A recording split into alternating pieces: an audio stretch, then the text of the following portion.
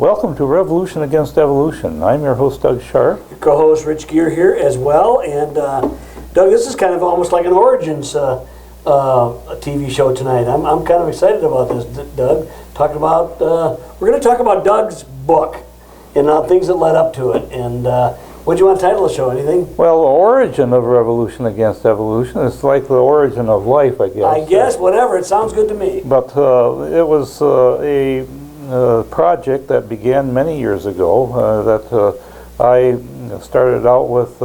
I think what really started me thinking about this was back many years ago when I was doing some experiments. I was really enamored with science when I was a young boy, and I was trying to create life in a test tube. You know, I thought that was kind of cool. You know, yeah, we've talked about that on the show many times, and it's always a good story. Because I remember going over to your house, Doug, when I was in high school, and the Van de Graaff generators, or all the things you had, and all the science. It was like Frankenstein basement. It was great, man. Yeah, I had a 10,000 volt neon sign transformer. That's what it was, yeah. And it had Jacob's ladder that would have a spark that would go up. So that was pretty dangerous, but my Van de Graaff generator was fun. You know, it had this ball on the top, and I had a belt with a 5-horse motor on the bottom of it, and it moved that belt up and down, and it pile all those electrons on the top of this dome. And yep, it was great. And you point at it from 6 feet away, and you get a spark. Yep. And it was. Your hair would. Wouldn't that the one where your hair would kind of go up in the air? That was great. Yeah. But, so anyway, Doug, you've always been enamored of science, and that's really been your bailiwick for as long as I can remember you. It's always you've been good at it. But you had you also had, weren't you kind of at maybe a push and pull you kind of thing? You had accepted Christ when you were a young man. Okay. Yeah. Right. Yeah. And were there conflicts between when you were going into science? Were you getting evolutionary thinking or teachings or propaganda, we would call it, along with your Christian things, and did it cause any conflicts in you at all? Not really at first, although it really didn't occur to me that was a problem at first. You know, it was something when I was about 5 years old. No, I was about 9 years old when I came to the realization while reading some Bible story books with my mother that this was a decision that a person had to make to follow Christ, rather than just something that you absorbed by default when you went to church. Osmosically comes into you, you know. And so I did consciously make that decision when I was just a youngster, and but it was sort of like the days of the Sputnik and the satellites, and then John Glenn going up in the capsule, and we were enamored with the space race. I was really interested in astronomy and chemistry and physics. I remember my uncle gave me a Chemistry Made Easy book, and I really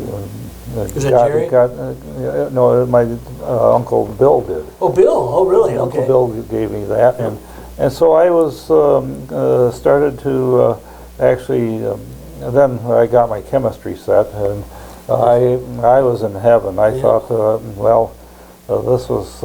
I had my little laboratory upstairs, and I remember later on I got a little bit more sophisticated when I was about a junior and senior in high school, and I took some classes at Lansing Community College in the chemistry, and that guy really taught chemistry. He really was somebody that really knew what he was doing in terms of motivating a kid to really learn something. And actually, when I end up in college itself, I was sort of taken aback as to how really boring the classes were, and so I was unhappy, taking just freshman and sophomore chemistry, because it wasn't at all like the fun stuff that we were doing in chemistry class at LCC. And so we had a project. That was where we got a chance to actually do a experiment that we came up with ourselves. I wanted to find out this sort of thing and our project was to write a paper about it and to then actually do the experiment. And what was the experiment? the experiment was and the one I chose was, I had seen the Miliuri experiment at a science fair done by somebody, and he had won first prize, and I thought that was cool. He's actually assembling. He's creating amino acids. Yeah. And so my thought is that the next step in this whole process was to combine them together to form proteins. Well, I started to learn the chemistry behind that, and that was where I got into some interesting stuff. And I got some amino acids, and you get them in a jar, and when you get them in a jar in the chemistry lab, they come in the DL form. And what that means is that you have right-handed and left-handed amino acids. And life only uses the left-handed kind. But in the jar, you get equal mixtures of both. Okay. No. Because that's how they come in the laboratory. And so my big dilemma was that how do I separate those things? And I started actually looking in the literature. This guy actually took us out to MSU to browse the libraries in the chemistry library, and we would go through and look for articles that had to do with your particular area of research. And so I was ending up learning this protein chemistry and finding out it was really complex, and it had some real issues. I found out much later that the chemistry was not favorable to what I was trying to do, and so at the end I considered it a successful failure. So is this where you get? Is it the brown sticky goo? Yeah. What I did was I had my neon sign transformer with a coil around the bottom of the test tube and an electrode sticking in the top of the test tube, and I had my amino acids in that, and I did several different kinds, and I would have that going for hours, and after a while there were certain amino acids that turned brown, and then there's some that didn't. And then what we did was we took and did a infrared spectrophotometer. That's a machine that analyzes the chemical structure of what you come up with. Okay. And it turned out I actually had a mixture of stuff.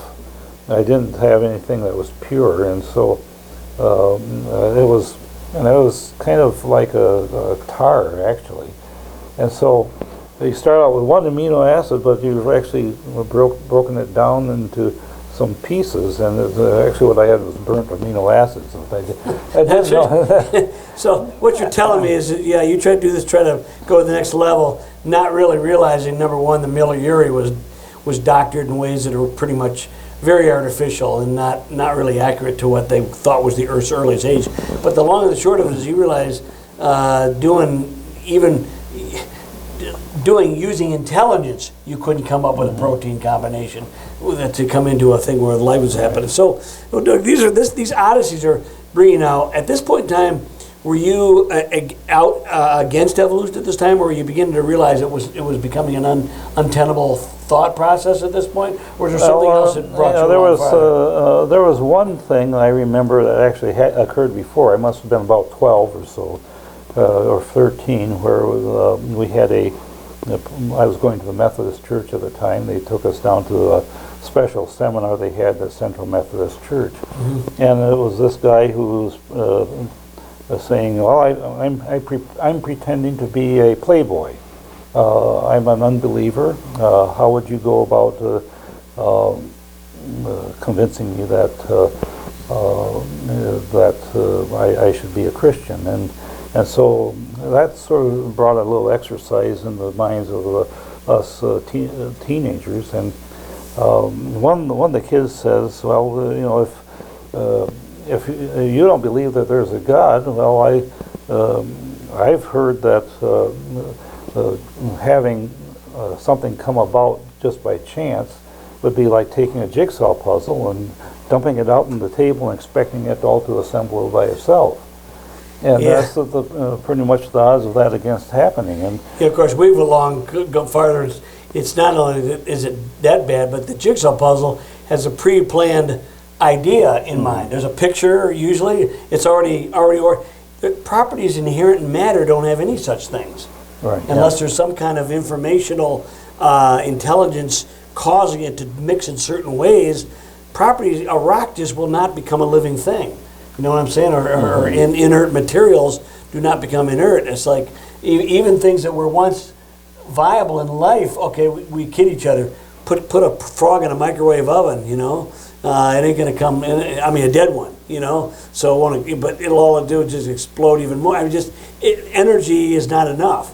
And so all these things we've gone. And so were these things coming to you when you were any of these thoughts, or these are things that have come later as we've researched it over the years? Yeah, as I did the brown sticky goo experiment and tried to bring it to its next level, I ended up coming to the conclusion that this whole idea of evolution, especially since it had, I began to understand there was a dissonance between that and my Christian beliefs. Yeah. I then remember hearing a preacher on the radio, and his name was Garner Ted Armstrong. And unfortunately, his theology wasn't all very good. Pretty bad, actually. But the thing of it is that he spoke to me in a certain area where I was having all these questions about science, and he was saying that the thing that I picked up on was what that he said was that there was if you have a dolphin, and it's got to come from a land animal because it's a mammal, and so you've got to have it lose its feet and develop flippers and fins. It has to develop a sonar to live in the water. It has to develop has to have its nose to the back of his head. All these different things that enable it to live in this environment rather than the environment that mammals normally came from. It was either everything worked or nothing worked.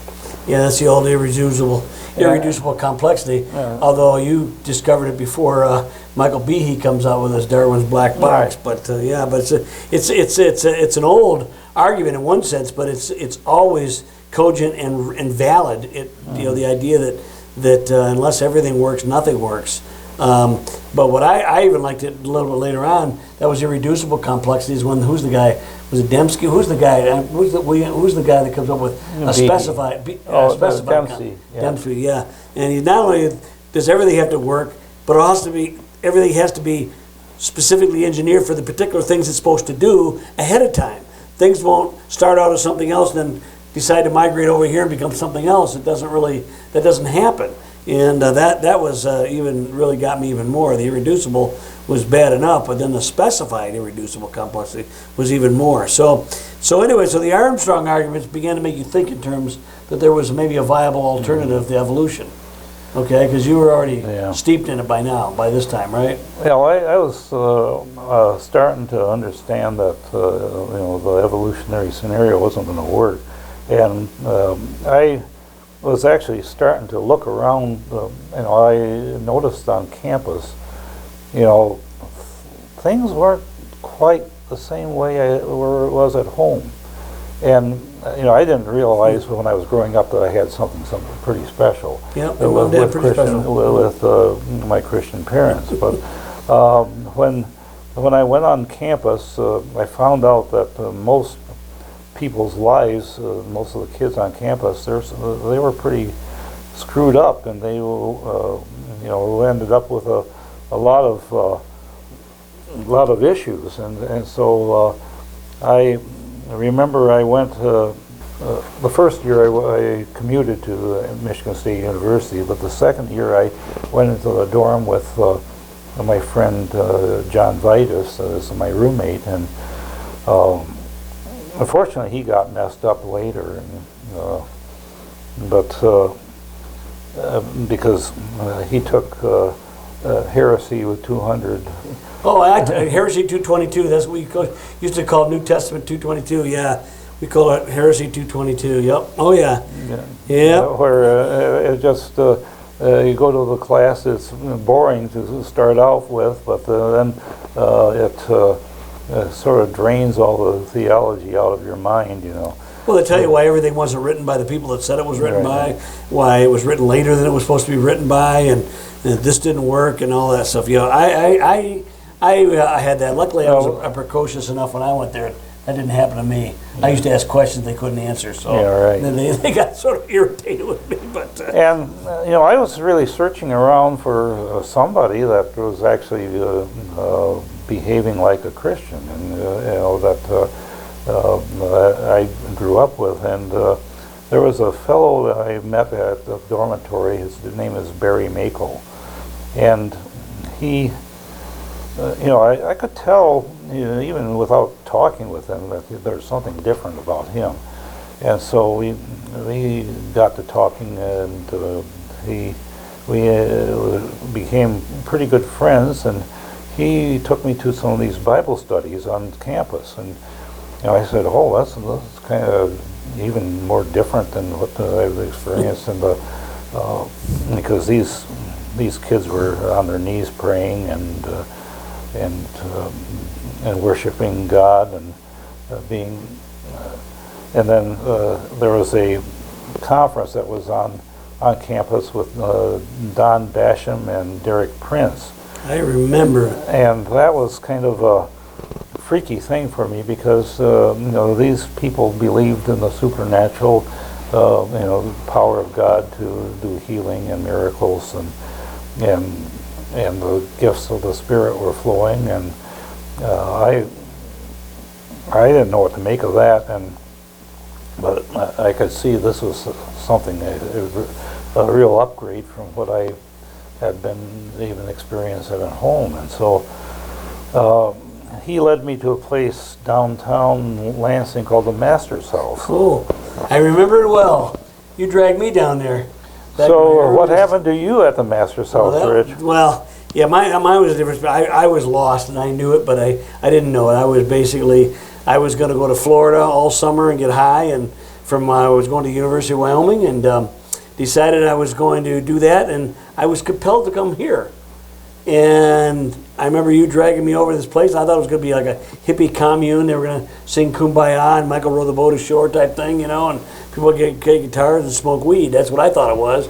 But suddenly I come in there and things were happening. They were kicking demons out of people. They were prophesying. They were doing, it was holy roller time. And I was freaking out. And I remember you gave me the challenge, Doug, and if I could confess Jesus as Lord. You must have already come to this conversion to them, but I was freaking out. And I tried 3 times to say that exact confession. And the Bible says you cannot confess Christ as Lord. And there's an instinctive thing that means He's your Lord, okay? Unless the Holy Spirit is compelling you to do that. And I tried 3 times and I couldn't do it. My tongue stuck to the roof of my mouth. I was freaking out. I said, well, let's get out of here. Like the Fonz, you know. It's like the Fonz in Happy Days when he tried to say he was sorry. It was that's exactly what I was doing. Anyway, you were real gracious about it. And the next day, man, I went to home that night and I felt like the devil, the monkey was on my back. I did not rest. I don't know whether I slept at all that night, whatever. All I know is the next day I was like a shot. I was over at your house. Knucklehead Doug, he was gone all day. I kept going over there and he wasn't there because I needed to find out more about this Jesus, who was really not some guy in a textbook or some guy you learned in a Sunday school, but he was a real something that can active in your life. That's when things changed for me, very, very big. And I remember that when we went into there, it was really amazing because it wasn't until about 9 o'clock. It was like early, June 4th or something like that. And we kept talking. And then Lord He showed me that C.S. Lewis argument. I know he's one of your influences. He's one of mine, but God either is who He said He is, He isn't who He said He was. You accept or reject. 3 or 4 of those are losers. Think about it, audience, because the reality is He is who He said He was, and you accept Him. And I said, Lord, if you're real, come into my heart. Let me see. Let me experience who you are. And the whole room lit up. The whole room lit up. And I for years I thought it was just in my mind's eye, but you saw it too. And it was like, it was at the time when you're talking. You know what it is, and lights are getting so dark, your eyes keep adjusting. But after a while, it won't adjust anymore. So then somebody says, "Oh, somebody turn on the light." Right before that time, the whole room lit up. It was just amazing. So that was my thing. And I remember you and I never looked back. We tried to do some film projects and do other things, but we knew right along that God was doing something spectacular, but we knew that evolution was diametrically opposed to it. I probably got more into it. Well, when I was a kid, I knew every era and epoch of the geologic time column when I was in first grade. I loved dinosaurs since I was a kid. Still love them, you know. Watch Jurassic Park 38, I'll watch it because it's got dinos in it. But the point of it is, you and I knew that the way things were being expressed was not correct. And what's nice, Doug, is in the early days, there were a lot of incredible teachers and writers that were writing about stuff that were theologically sound, but much of it was antithetical and showing why you don't have to believe in evolution and long ages and all that kind of stuff. And some of the stuff wasn't overtly creationary like we know today, but they got you searching in a way. C.S. Lewis, of course, he's a big influence in my life. And you mentioned some other guys like, you talk about like Francis Schaeffer. Oh boy, huge about why the world, the mindset is the way it is. But there were creation writers, and I still remember when I read that one book, Doug, that the Genesis flood, and that changed everything. That changed everything.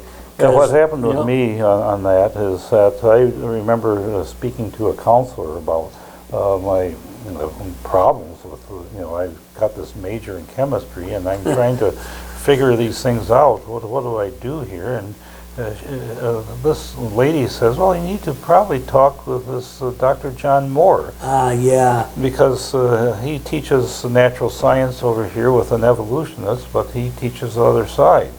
And so, and then they were actually in the midst of publishing a biology book at the time, and he was with the Creation Research Society, and so I looked this guy up, and sure enough, this opened up a whole new world for me because he was able to teach me from a biblical point of view what the science was all about, and it was a whole lot different. He pointed me to Dr. Henry M. Morris and his book, The Genesis Flood, which was sort of the brand new book that was about coming out about that time. It was just a few years after they published that. It was 1961 they published the first edition, but this was 1969 when I just started doing this investigation. And so he set me up with a couple of projects, and the first thing I did was, with his help, was to have a geology course with a fellow who, and it was an independent study where I was investigating radioisotope dating. Oh yeah. And I said, well, I'm going to tackle this one and see if I can understand it and figure it out. And it turned out that this guy wouldn't give me a grade at the end of the semester unless I rewrote my paper with a bias towards evolution. Okay. And I figured, well, I need a grade. If I don't get a grade, it's going to be bad. And so what I can do is I can figure out how to write fiction. So that's what I ended up doing.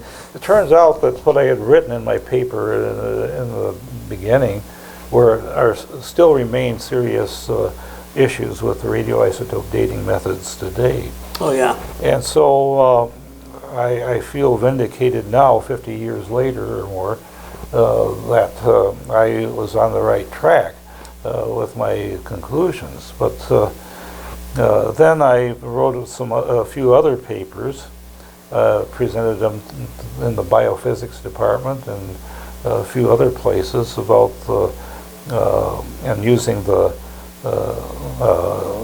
James Coppage's argument from his book Evolution Possible or Impossible. And Dr. A.E. Wilder Smith, he was a pretty influential fellow in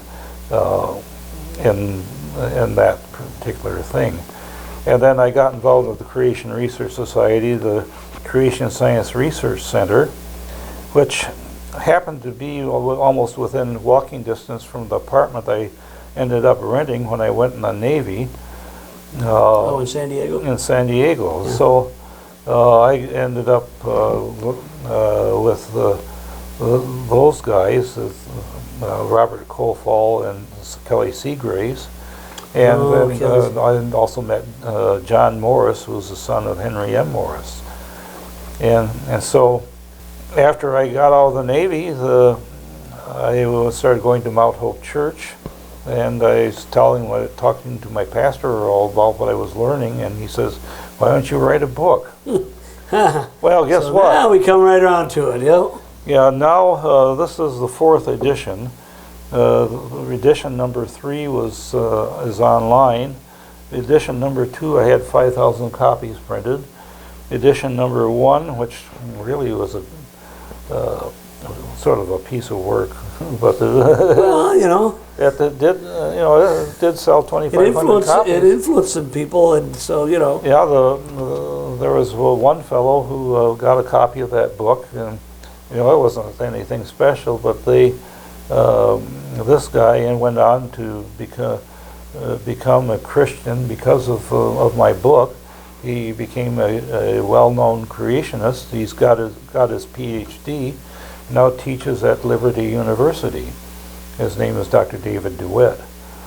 Yeah. And so that was a pretty interesting thing. That led to a couple of other books. Just recently, 2008, I printed Persuaded by the Evidence, and in 2014, Transformed by the Evidence. And so I've been continuing to be involved with this. It was 1993 that when the 2nd edition of Revolution Against Evolution came out. That was when we started our television show. Yeah, basically, we were guests on another kind of a political talk show on just public access. We like to say we're the Wayne's World of creation shows. But they basically said they invited us and said, "Why don't you do your own show?" And we go, "Oh, can you do that?" So we didn't really know anything, so we got in there and we've been doing it. What's this? 1993. 1993. Yeah. It's been a long time. Ever since then, we've been trying to do a different talk every week, and for the most part, yeah. And this book is available online. You can go to our website, rae.org, and you should be able to see on the very first page a link to where you can order this book. We'll put that up on the show. Made it fairly inexpensive, $9.95. We'll see you next time on Revolution Against Evolution.